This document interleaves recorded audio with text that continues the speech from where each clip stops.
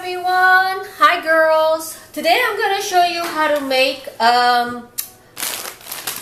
dry Pollock, stir-fried dry Pollock. It's going to be sweet and spicy. It's called 황태북어볶음 in Korean. So this is 8 ounce and it's dried. It's a dry fish. See? This is how it looks. Now the ingredient that I'm using today is that I'll be using one of my enzyme. I remember last video I made a video on how to make enzyme. Well, guess what? I'll be cooking with it. I'll be using the ginger and turmeric root enzyme. Now, first thing you do is pour that in here and take out this thing. You don't want to eat that. And see how the dry fish, it looks like this. The dry Pollock. This is 8 ounce. It looks a lot. Now I'm going to make all this because this lasts long.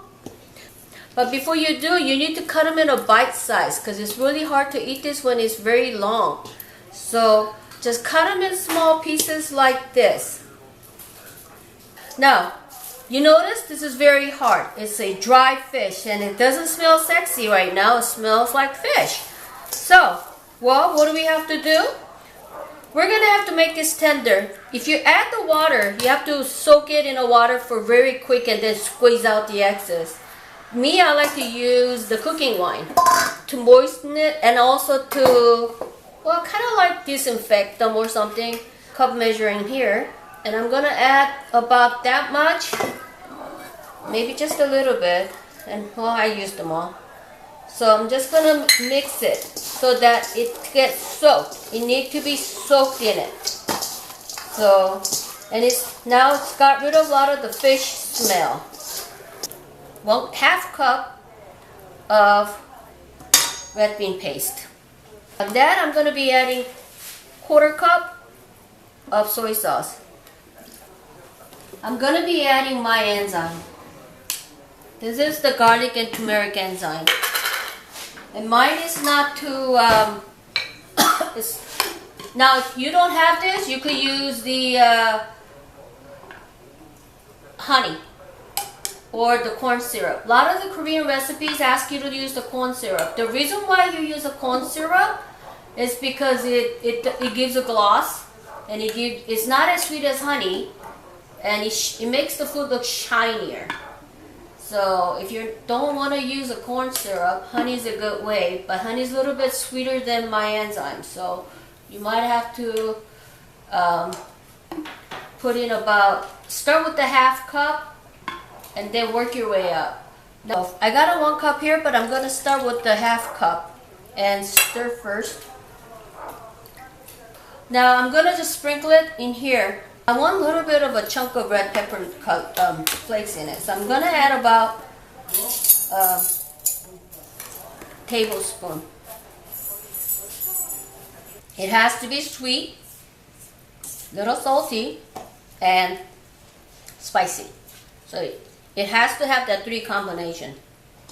And I think I could add a little bit more of a toasted sesame seeds. So I put in 2 tablespoons of toasted sesame seed and 1 tablespoon of black toasted sesame seed, and I'm going to be putting in 1 cup total. It's actually 1 cup of my ginger and turmeric enzyme. Taste. It's sweet. Has a little kick, not too much. Now I'm going to be adding the sesame oil. So I have a tablespoon in there. I'm going to add another tablespoon. Now whenever you do anchovy, like a baby anchovy, stir frying or anything, you end up using a lot of oil. And this is the only time I actually don't mind using a whole bunch of them, because if you really don't put enough oil, it doesn't taste good. So my sauce is ready. On a frying pan, you need to use plenty of oil, otherwise garlic would burn. So I'm going to put about 5 tablespoons of oil. I know it's a lot. Now if you want to, you could put a little bit.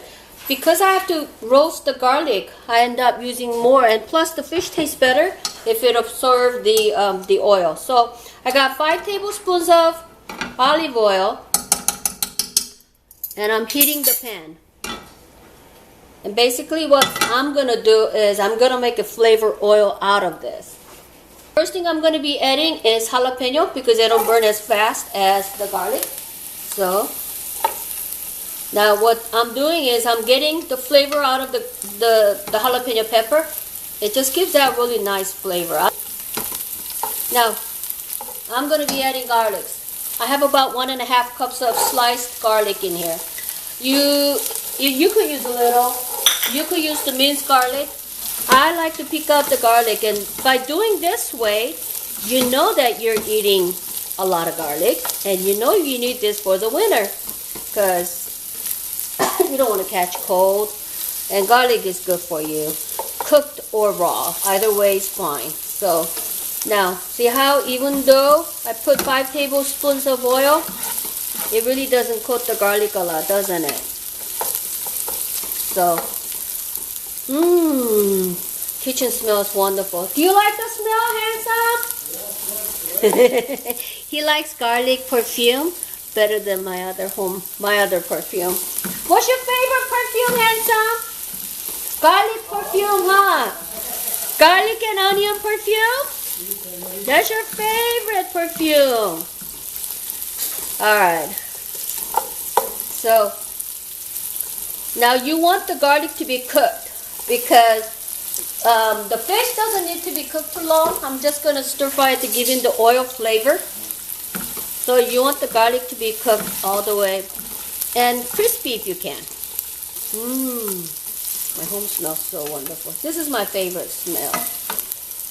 Cooking. And once you cook the garlic, it's not as strong as you think it is. You figure, oh my goodness, Omma, are you crazy? Are you cooking it so that the vampire won't attack you or something? No, when you eat this stuff, you really don't smell as you thought it would be. Now, see, you want the garlic to be kind of cooked a little bit like that. See? So, have patience. And with this oil on the frying pan, that's what's going to coat the fish, and it's going to get rid of a lot of the fish smell. And the cooking wine already did that a little bit, but this oil is what's going to give that really good flavor. Alright, I've been cooking the garlic for about 5 minutes, maybe less. And now I'm going to be adding the fish. I'm coating Now constantly I'm coating it and I'm stirring it, so I'm still on a high heat. But if you're worried, you could put them on a medium heat and do that too. So now everything smells wonderful. See? It looks like this. Even the fish is roasted a little bit. So I'm going to turn off the heat now. Get it away from the heat.